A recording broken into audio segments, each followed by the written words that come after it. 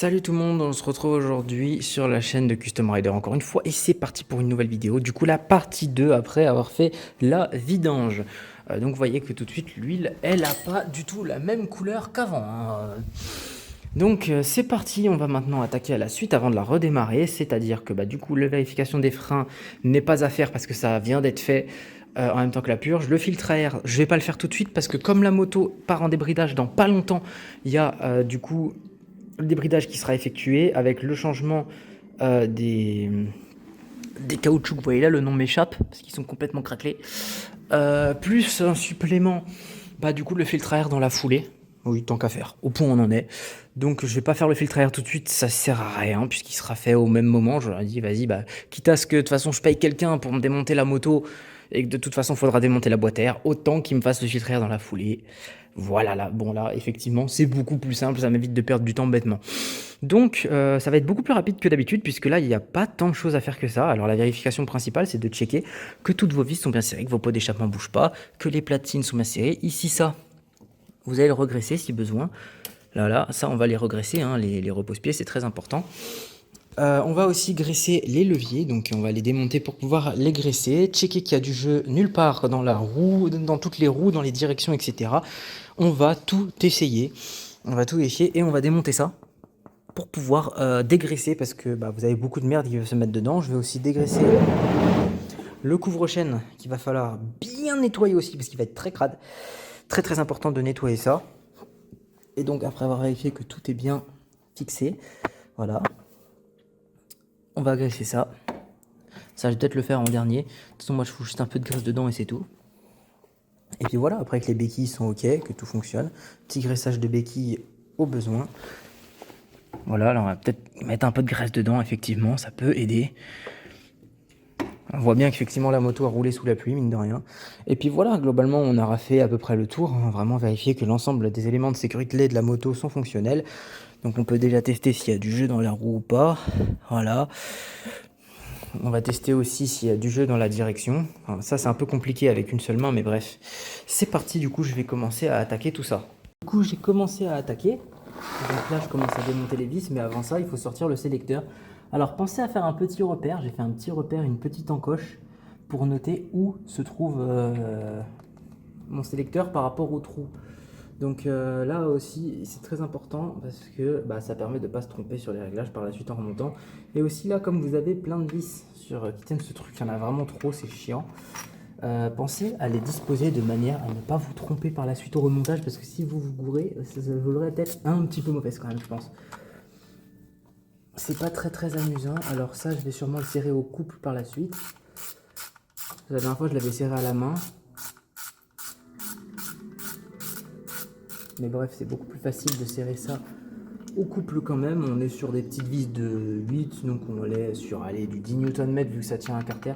Après, voilà, c'est un carter vraiment très très simple. Il n'y a pas grand chose, franchement, ça reste du basique quoi. Il y a genre quelques vis et c'est tout.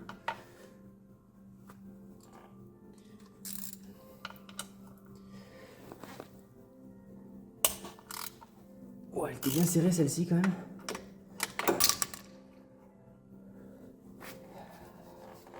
Je vais prendre une rallonge d'ailleurs par rapport à la suite. Ça va être nécessaire parce qu'il y en a une qui est particulièrement chiante à sortir.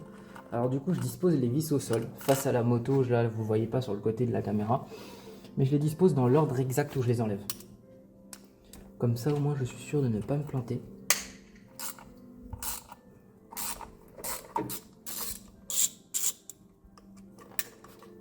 Au remontage, parce que si vous voyez, il y a beaucoup de vis qui ont des longueurs différentes. Donc forcément, là, actuellement, là, j'en ai sorti 4 et il y en a 3 qui n'ont pas la même taille. Donc fatalement, ça peut poser problème si on se trompe. Et après, ça va être chiant de devoir rechercher quelle vis va à quel endroit. On va pas se mentir, donc voilà. Donc là, maintenant, ça va sortir relativement facilement. Je place mes vis. Et après ça, de toute façon, il n'y a pas de joint là-dessus, hein, c'est juste pour protéger la couronne. Enfin, le pignon plutôt. Et donc là, maintenant, on va pouvoir le sortir. Ça va venir tout seul, hein, logiquement. C'est censé venir assez facilement. Voilà. Ne pas perdre le petit caoutchouc. permet de faire étanchéité. On voit effectivement que le carter est un peu crade. Et comme le kitchen a été fait il n'y a pas longtemps, ça avait été entièrement nettoyé. Vous voyez, c'est tout beau, c'est pas très sale encore. Franchement, ça va. Je m'attendais vraiment à pire. C'est pas très crade et du coup, maintenant, je vais démonter ça. Parce qu'il faut aussi le nettoyer. Donc, je vais retirer. De toute façon, là-dessus, c'est pas compliqué. Il y a genre 2 vis.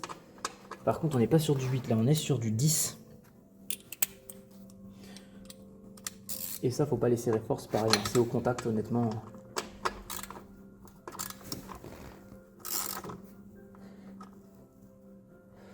J'ai pas assez desserré encore.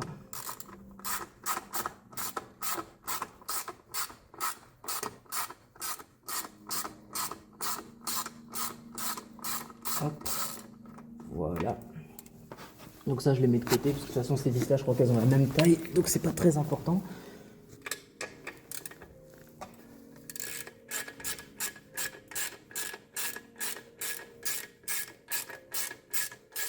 Donc du coup, entre temps, j'ai vérifié. Alors du coup, dans la direction, je sais que j'ai pas de jeu, surtout que la fourche a été refaite il n'y a pas longtemps. Donc elle est impeccable, il n'y a rien qu'à bouger. Roue avant pareil, roue arrière pareil. On a en plus un déroulement neuf derrière, hein, si vous avez suivi par le passé, il n'y a pas si longtemps que ça a été complètement refait. Alors là, c'est chiant parce qu'il y a une encoche. Et pour sortir ce truc à chaque fois, c'est une tannée. J'arrive jamais à m'y retrouver parce qu'il y a une encoche. C'est hyper chiant. Je sais pas pourquoi ils ont fait ça, mais c'est une galère. Et pareil pour la remettre. Donc là, j'essaie de sortir mon cache-chaîne. Voilà, c'est bon. C'est super chiant à sortir. Donc là, pareillement, hein, il est un peu crade, hein, sans surprise. Je m'attendais à pire, honnêtement. Et donc, je vais me laver un peu les mains. Et ensuite, on va attaquer directement avec un grand nettoyage. Comme ça sert à rien que je me lave les mains. Je vais directement attaquer un nettoyage complet avec ça. Et on va dégraisser toute la chaîne, puis la regraisser. Il faut vraiment bien prendre soin de son kitchen, c'est super important, hein, n'oubliez pas que un kitchen bien entretenu peut vous durer vraiment très longtemps. Voilà. Putain, j'arrive pas à placer correctement la caméra. Voilà, c'est bon. Donc là, je vais activer cette mousse qui apparemment marche très bien, hein. J'avais déjà tenté une fois.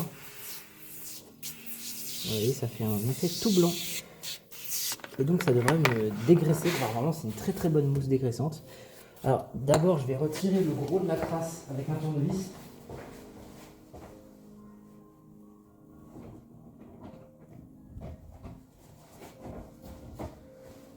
Parce que là, il y a énormément de crasse là-dedans. Donc je vais commencer, avant toute chose, retirer les morceaux là, comme ça là. Voilà. C'est dégueulasse, il y a de la terre, il y a un peu de tout. Enfin, voilà, classique, hein. On s'habitue, on s'adapte. Alors je vais mettre tous mes déchets dans le carton, ce sera beaucoup plus facile parce que franchement c'est une tannée pas possible. Donc je vais mettre tous mes déchets dans le carton des pièces et les pièces je les mettrai ailleurs, c'est pas grave. Mais au moins ça va m'éviter de galérer. Parce que là franchement c'est pas marrant. Il y a beaucoup de nettoyage à faire. Donc je retire le gros, hein, avant ça me fera gagner du temps. Faire attention parce que là on a le capteur de béquille, il ne faut pas le défoncer. Le capteur de béquille qui est juste là, donc il faut y aller mollo quand on touche à ça. Là on a de la gadoue encore. On va toujours dégraisser un maximum, hein, ce genre de truc parce que franchement avec la crasse qui s'installe après, si ça va dans votre kitchen, c'est pas très drôle. Et dites-vous encore là, le kitchen il a été fait il y a vraiment pas longtemps, hein. Donc là vous voyez un peu la crasse qui s'est accumulée en si peu de temps. Entre les nombres de graissages, les dégraissages, les roulages sous la pluie, etc. Avec parfois du sable ou ce genre de choses sur la route qu'on peut avoir. Donc comprenez, c'est très important de ne pas négliger l'entretien kilométrique ou annuel parce que vous avez ce genre de problèmes qui peuvent arriver. Et là encore, il n'y a pas grand chose, mais quand j'avais acheté la moto, c'était terrible, il y en avait vraiment beaucoup. Vraiment beaucoup. Donc là, on va dégraisser tout.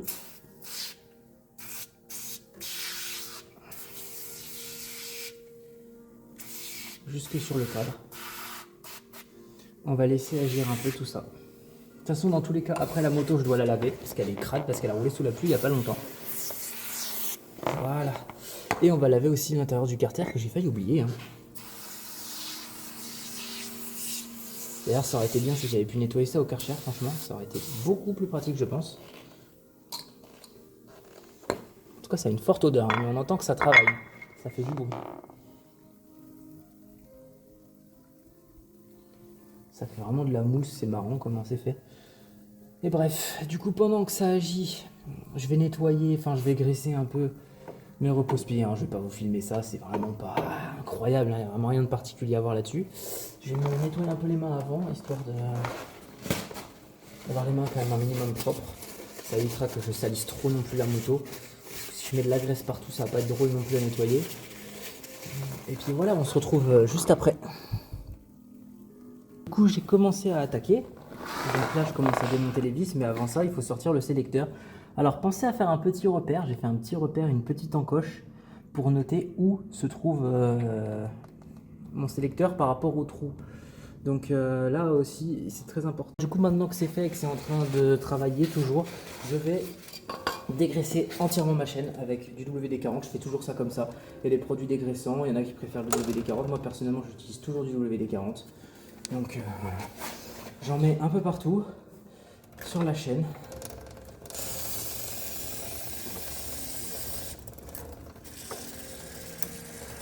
Sur la couronne aussi.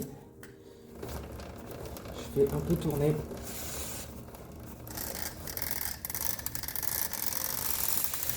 Ça en prend un peu partout, mais bon, voilà.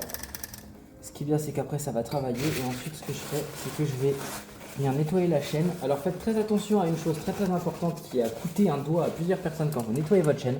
Toujours aller dans le sens inverse de la couronne. C'est-à-dire que là, si vous voulez nettoyer, n'allez pas dans ce sens. Parce que si votre doigt est là et que vous allez trop loin, si votre doigt se retrouve coincé entre les deux, ça va faire très très mal.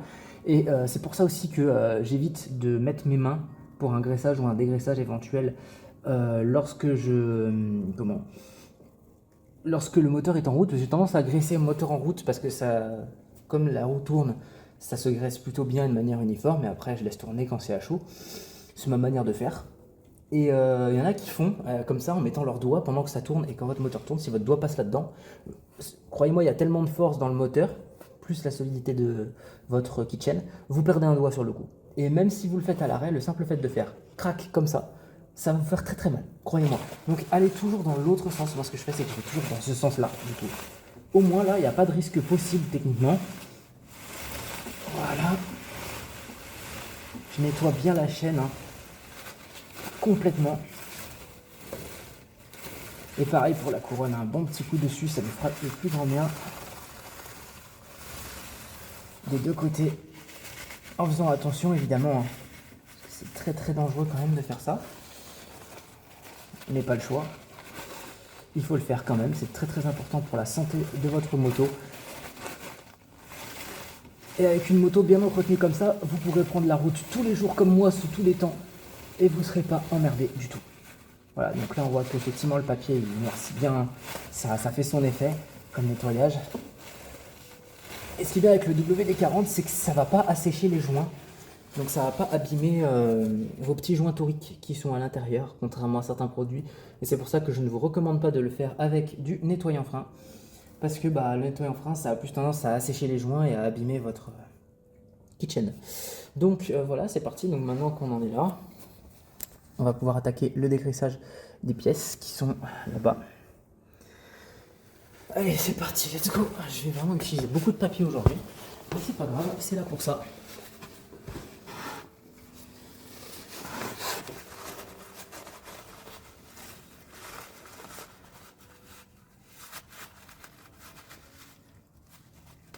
Ça marche pas trop mal, mais c'est franchement pas le must. Hein. J'ai vu mieux. Ça nettoie pas hyper bien non plus, hein, honnêtement. Ça nettoie, mais c'est pas incroyable. Alors du coup, je vais enlever ça quand même. Faudra penser à le remettre, évidemment. C'est mieux. Mais ouais, je suis un peu déçu du produit, franchement. Je pensais que ça marcherait mieux que ça. C'est pas terrible. Ça nettoie quelques traces de graisse, mais quand c'est de la graisse bien incrustée comme ça, c'est beaucoup plus délicat. La preuve en est, actuellement. Donc on va mettre un peu de WD-40, ça va sûrement aider. Le WD-40 nettoie très très bien dans ce genre de cas.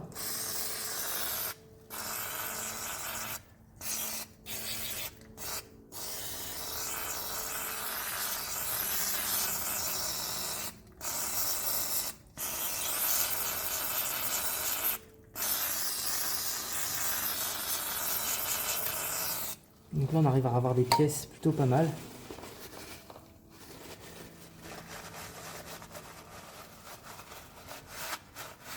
Ah là ça brille déjà beaucoup plus hein. Alors j'arriverai pas à avoir un résultat parfait parce que j'ai pas non plus des produits et du matos de pro hein. Là il faudrait vraiment être bien mieux équipé que moi. Mais globalement, à partir du moment où vous dégraissez une très grosse partie de ça, vous êtes déjà très bien parce que franchement le principal c'est pas que ça brille de toute façon parce que c'est un endroit qui est voilà, isolé, que l'on ne voit pas à l'œil nu, sauf si vous remontez pas à votre carter, mais je vous le recommande pas. Parce que bon bah si votre pied passe là-dedans, ça peut être très moyen, je vous le garantis. Ça permet quand même d'avoir derrière un bon gros nettoyage et des pièces qui du coup vont fonctionner correctement entre elles. Et c'est franchement le mieux à faire. Je suis un peu par terre, donc je vais mettre du papier dessus, histoire que ça nettoie. Voilà. Et là, maintenant que c'est fait, on va repasser un petit coup quand même, histoire de dire c'est bien propre et tout. Et une fois que j'aurai tout remonté, je pourrais enfin m'occuper de la suite. Alors là, du coup, pour le nettoyage, là-dessus, je vais le faire dans mon bac, avec le WD-40, dans le bac à vidange directement, ce sera beaucoup plus simple.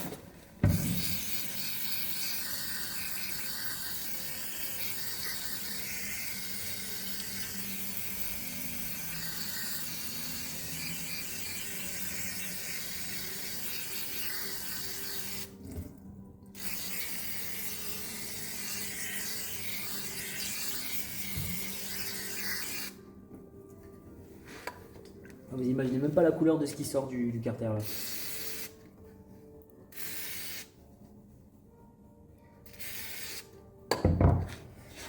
Je vais prendre mon papier pour pouvoir le nettoyer bien en détail. De toute façon, après, ça se finira au Karcher. Parce que là, c'est crade, mais mon point, c'est quelque chose. Hein. Oui, là, c'est le truc, hein, effectivement, de toute façon, ça a beau être sale. Une moto sale, les gars, c'est une moto qui roule. Voilà, n'ayez pas peur si quelqu'un un jour vous dit ouais, mais ta moto elle est sale ou quoi. Une moto sale, c'est une moto qui roule, les gars. Une moto qui reste toujours propre, c'est une moto qui roule pas. Donc si quelqu'un vous dit que sa moto elle est toujours propre, à moins que le mec il la lave tous les jours à chaque sortie, sinon c'est que sa moto elle roule pas. Croyez-moi.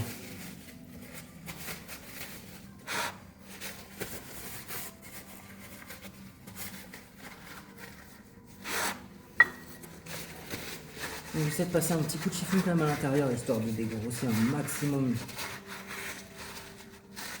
toute la saleté. Parce que vraiment c'est crade, vous imaginez même pas. Hop là. Voilà.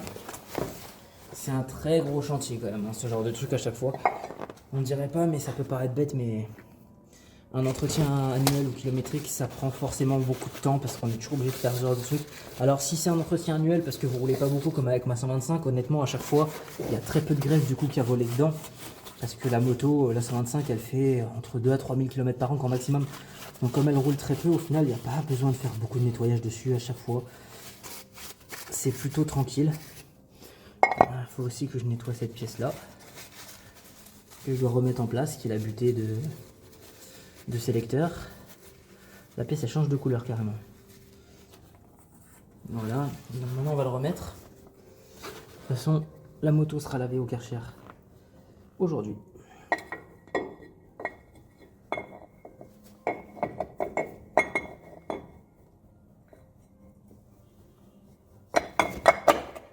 Voilà, donc là il est bien mis dedans, on ne peut pas vraiment se tromper. Donc on va remettre les vis dans l'ordre où on les a retirées, c'est-à-dire celle-là ici. Voilà, celle-là elle va là.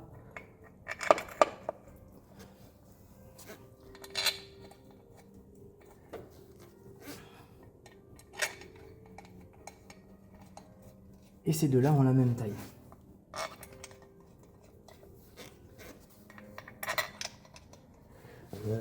Donc, hop, ça j'en ai plus besoin. Je vais remonter toutes les vis. Ah non, c'est vrai, c'est pas du 10. Depuis tout à l'heure, je tourne dans le vide, c'est du 8. Il faudrait que je repasse en 10 tout à l'heure pour remettre l'arrière en place. Je me disais, c'est bizarre que ça sert pas.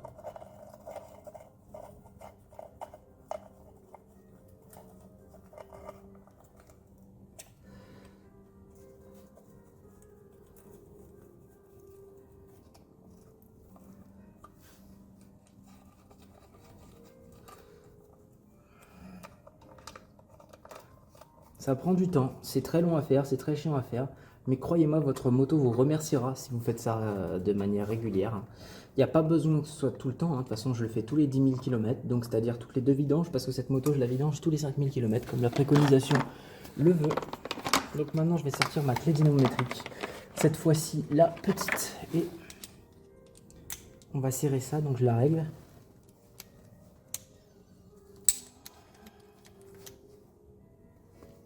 À 10 newtons.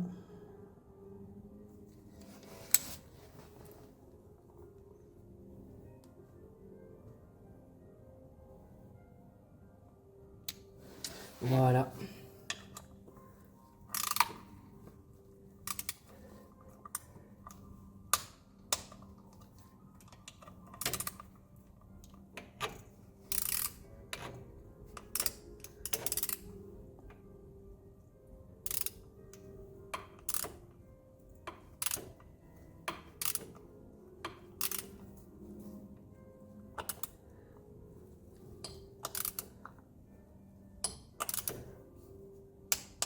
Voilà. Voilà.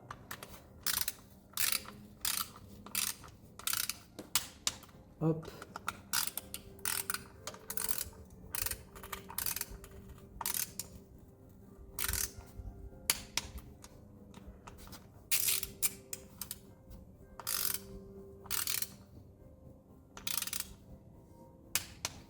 Voilà, donc on a toutes nos vis qui sont serrées correctement.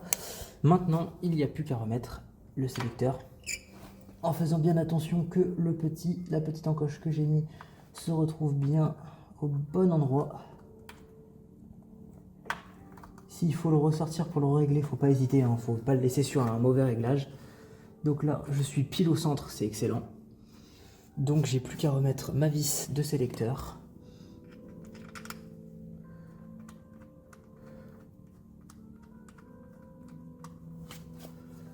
Voilà.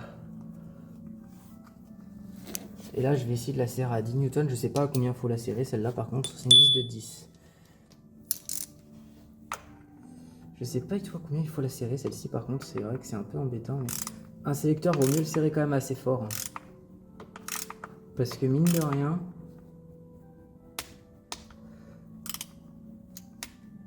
Voilà. C'est quand même pas mal là, ça bouge pas, il n'y a pas de jeu. Parce que si au final votre cannelure se casse, vous l'aurez vraiment mauvaise, croyez-moi. Donc, ceci étant fait, on a mis de la graisse un peu partout. Voilà. On a remonté ce truc là, il va falloir donc repasser un bon petit coup de nettoyage. Alors ce que je vais faire, c'est que je vais mettre un peu de mousse là-dedans et un bon petit coup, histoire que l'extérieur soit quand même un minimum propre. Voilà. Pas pousser mémé dans les orties quand même, hein. Il faut quand même que ce soit propre. C'est pour ça que d'ailleurs la moto je la passe au Karcher après et pas avant. Parce que sinon bah, elle va être salie. Donc voilà, donc ceci étant fait, maintenant je vais nettoyer ça. Voilà. Il y a du taf encore. Hein. Hop, on nettoie le couvre-chaîne. J'ai besoin de plus de papier. Je vais remettre plus de papier. Bon, sur le couvre-chaîne, ça a fait plutôt un bon effet, j'ai l'impression, parce que ça s'en va très facilement. On en a retiré pas mal, mais je vais quand même mettre du WD-40, je pense, parce qu'il y a vraiment beaucoup de crasse. Et après, il va falloir nettoyer. Je vais nettoyer tout le sol par la suite, au nettoyant frein, après avoir bougé la moto, parce que franchement, là, c'est crade. Très crade. Allez, je nettoie ça, et ensuite, on passe à la suite.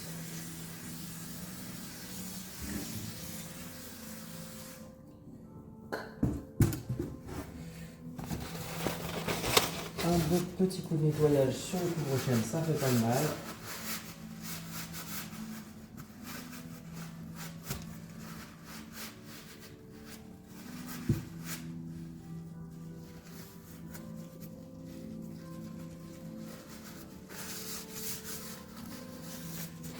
Je vais pouvoir remonter le couvre-chaîne dès maintenant. J'ai toujours les mains pourries, mais bon. J'aurais peut-être dû faire ça en dernier. Ça aurait été plus intelligent de ma part quand même, je pense, d'avoir fait ça en dernier. Donc là, il faut remettre cette encoche hyper chiante dans le trou. Bon, c'est plus facile à remettre. C'est enlevé. Les vis, elles sont à côté de moi.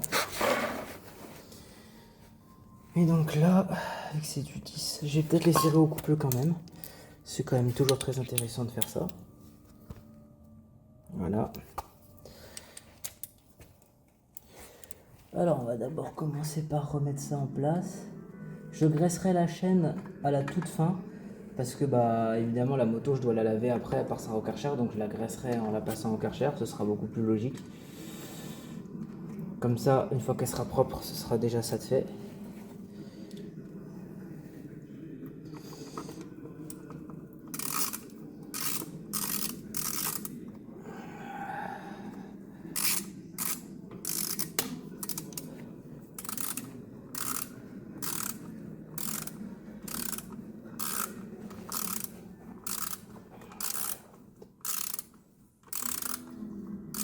Ce qui est bien, c'est que comme le Karcher il est à côté, c'est grave pratique. J'ai pas besoin de faire beaucoup de distance.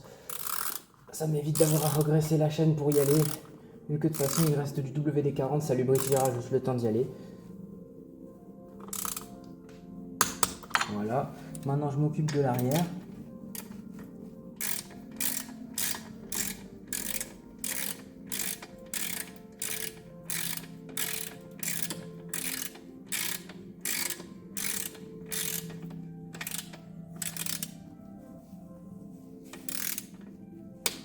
Voilà, ça a cliqué. On est bon. Donc maintenant on va faire une dernière chose. Démonter les deux leviers de chaque côté. Celui-là est très casse-couille d'accès par contre. L'autre ça va. Mais bref, du coup c'est parti. Je vais démonter les leviers et puis let's go, on va graisser tout ça. Du coup maintenant que c'est fait et que c'est en train de travailler toujours, je vais dégraisser entièrement ma chaîne avec du WD-40. Je fais toujours ça comme ça. Il y a des produits dégraissants, il y en a qui préfèrent le WD-40. Moi personnellement j'utilise toujours du WD-40.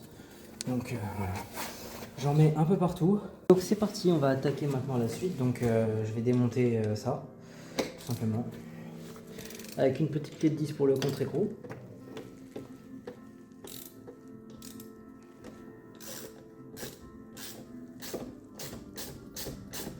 On sent que ça a besoin d'être graissé quand même.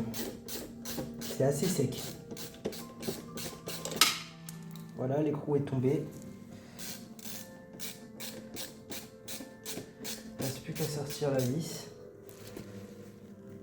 Ça nous permet de contrôler, faire attention parce qu'il y a un ressort un ressort de rappel dans ce levier. D'ailleurs généralement dans tous les leviers il y a un ressort de rappel. Faire attention quand on va le retirer de ne pas faire tomber. Voilà, donc là je vais pas le sortir entièrement vu qu'il est quand même accroché par rapport à l'attache du mètre-cylindre. Mais ça me permet quand même de mettre de la graisse. Donc c'est le principal.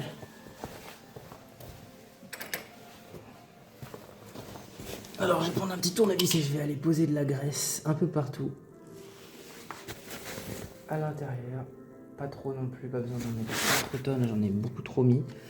Bon bref, l'objectif c'est que ça puisse glisser correctement à l'intérieur. Que ça puisse coulisser sans problème. Mais le plus important, ça reste d'en mettre au niveau de la vis.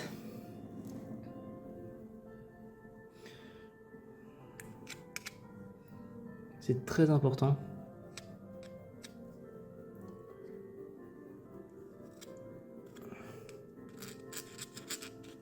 Parce que quand ça va coulisser le long de l'axe, enfin quand ça va pivoter, je veux dire, le long de l'axe, eh bien, il vaut mieux que ça glisse plutôt que ça frotte. Ça permettra d'avoir une bien meilleure durée de vie. Vous voyez là déjà la vis se remet beaucoup plus facilement. Alors là, il y a un petit surplus de graisse. Je l'enlève. Hop. Oui, c'est très rapide à faire. Hein. Là, il me suffit de remettre l'écrou à l'intérieur. Voilà. Ah, pas encore. On va le faire sortir. Voilà. Donc là, maintenant, je peux bloquer avec ma clé l'écrou. Et je vais tourner ça dans l'autre sens. Pas besoin de serrer ça comme un âne, mais suffisamment quand même pour être sûr que ça se barre pas. Voilà, et là, on sent qu'il y a beaucoup plus de fluidité quand même dans le frein. Et c'est bien graissé, c'est impeccable. Voilà, donc maintenant on va faire la même chose de l'autre côté, sauf que le côté est un petit peu plus chiant. Parce qu'il soit faut démonter pour accéder au contre-écrou, soit il faut une pince. Donc heureusement j'en ai une. Parce que c'est une vraie tannée pour l'accès. Sinon peut-être qu'avec une douille comme ça pourrait passer, il faut que j'essaye. Parce que je sais que c'est une vraie galère. Parce qu'au pire des cas, je peux utiliser une autre clé.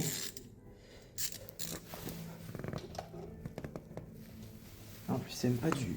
Non, c'est pas du 8, c'est du 10. Je raconte n'importe quoi. Je vais prendre la petite rallonge. Et je vais regarder si ça marche. Parce qu'avant j'avais pas ce coffret. Ah ouais, quand même. C'est quand même beaucoup mieux comme ça. Donc ce que je vais faire, c'est que je vais prendre mon autre douille de 10. Et je vais l'utiliser avec cet outil-là. Tout simplement. Ce sera beaucoup plus pratique. Quoique non, je suis bête. J'ai la clé dynamo. La clé dynamométrique me servira donc à ça. D'ailleurs, c'est marrant parce qu'elle fait clé dynamométrique dans les deux sens. Ce qui est vraiment chouette. Parce que du coup, ça permet aussi de pouvoir régler les vis inversées. Ce qui est quand même sacrément pratique. Sinon, après, la plupart du temps, on peut inverser juste tout simplement en fait la tête de la clé dynamométrique, si vous ne le saviez pas, pour la mettre dans l'autre sens. L'écrou n'est pas encore sorti, mais au moins je peux l'avoir à la main.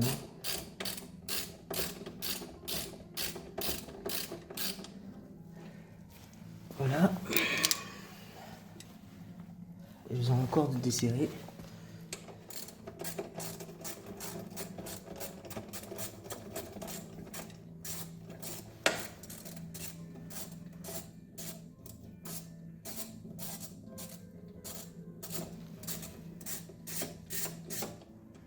Voilà. Et donc là, je vais retirer mon levier que je vais extraire de... Alors...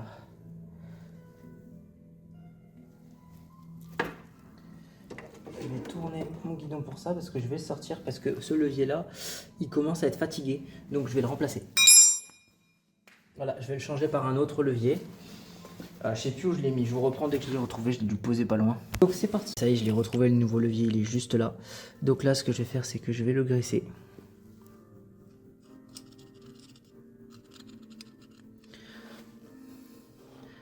Voilà, un peu partout, des deux côtés. On va voir après s'il se monte bien. Normalement c'est un type origine. On verra bien si ça se monte correctement. Il faudra peut-être que je reprenne un réglage de l'embrayage après. On sait jamais. On va vérifier.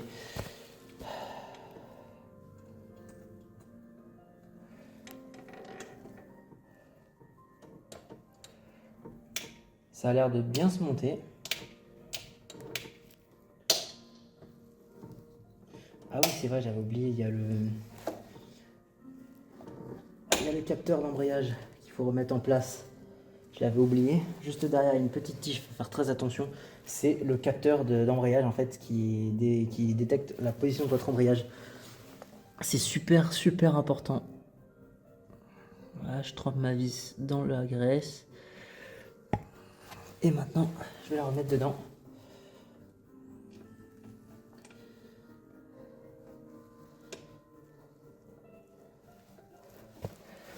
Hop. Après ça, évidemment, vous nettoyez toutes les couleurs de graisse parce qu'il va forcément y en avoir à côté.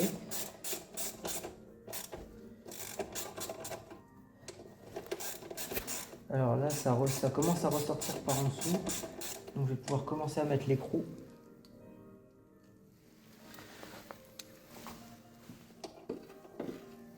On va remettre ça droit, ça me facilitera la tâche.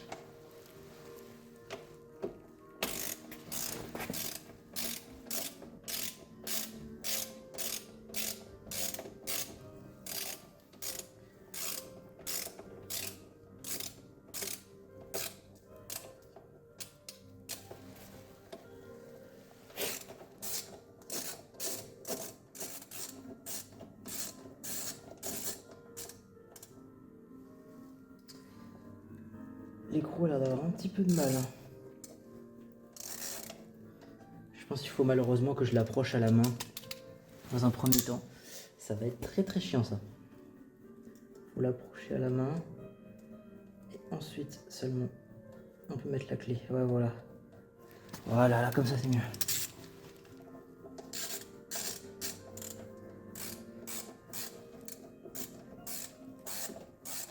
Voilà. Je galère moins qu'avant quand j'avais que des clés plates, c'était vraiment une tannée pas possible.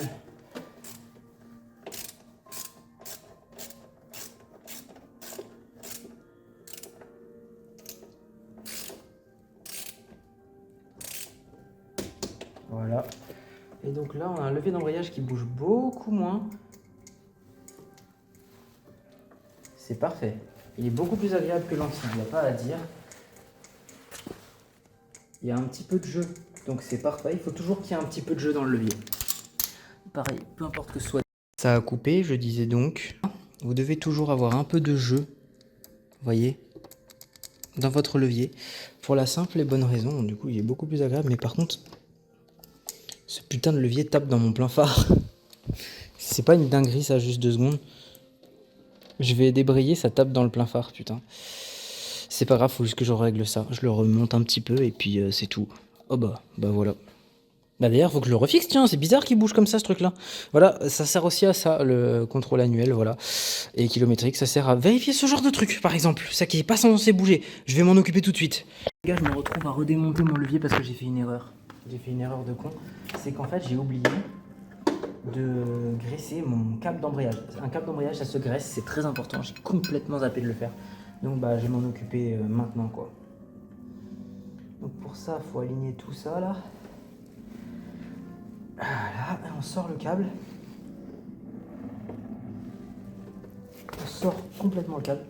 Et là, ici, moi, ce que je fais, c'est que je prends ma bonbonne de graisse, la même que je prends pour ma chaîne, et je pulvérise dedans, en fait. Parce que c'est de la graisse qui est quand même vachement efficace. Donc, ce que je fais, c'est que j'en mets à l'intérieur. En fait, je passe le petit bout à l'intérieur et je vaporise à l'intérieur.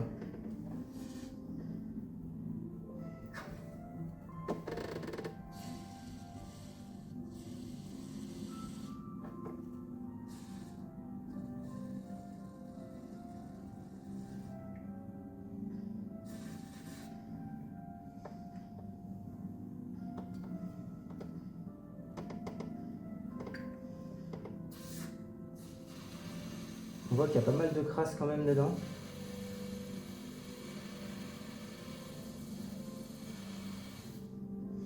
Voilà, donc là j'ai mis pas mal de graisse à l'intérieur.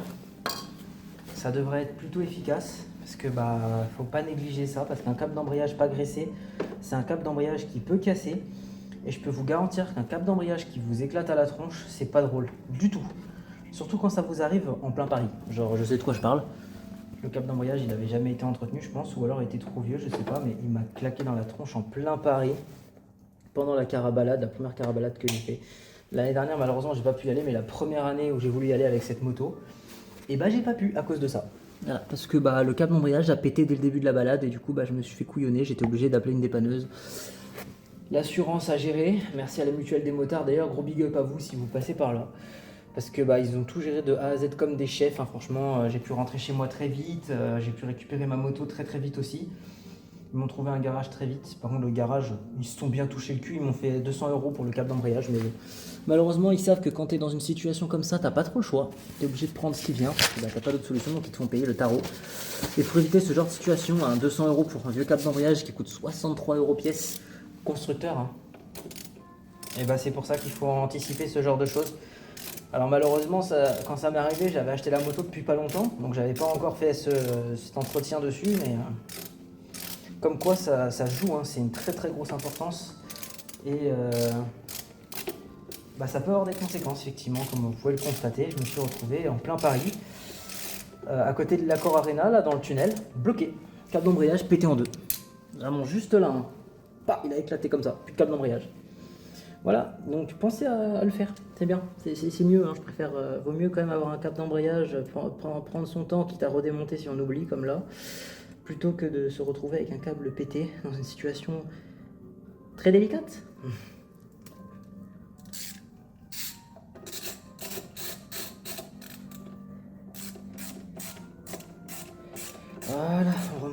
ça. Avec la graisse, du coup je remets de la graisse bien entendu, hein. Pas déconner.